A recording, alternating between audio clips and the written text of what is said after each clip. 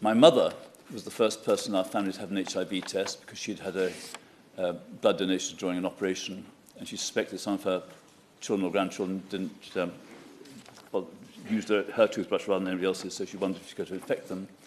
And my wife, in 1975, received 8 units of blood after a medical emergency. So the exposure is something that we're aware of. But what kindled my interest was a close friend who had been a haemophiliac, who had received factor VIII when everyone thought that was a good prophylactic. It was backed by the Haemophilia Society, it was backed by everybody. But it turned out to be disastrous.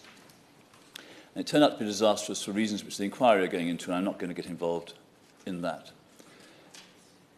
We've each had constituents. Some, if we're lucky, are still alive. Others have died. And during the time that people have been ill, they've suffered all kinds of indignities. I believe that government is beginning to respond in the right way.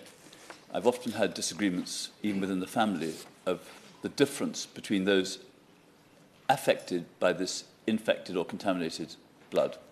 I think there is a distinction to be drawn between that and normal medical procedures going wrong. On a scale and in a way which is now being recognised, I think we owe a debt to the judge and to his helpers, we owe a debt to Sir Robert Francis, and we owe a debt to the families themselves who have, I think, with dignity and with persistence, brought the House to this debate. What the Minister says today won't be the end of it, but I hope it'll be a good step along the way. I'm grateful for him being here, and I think if we need to have another debate, I will put my name to it as well. Thank you.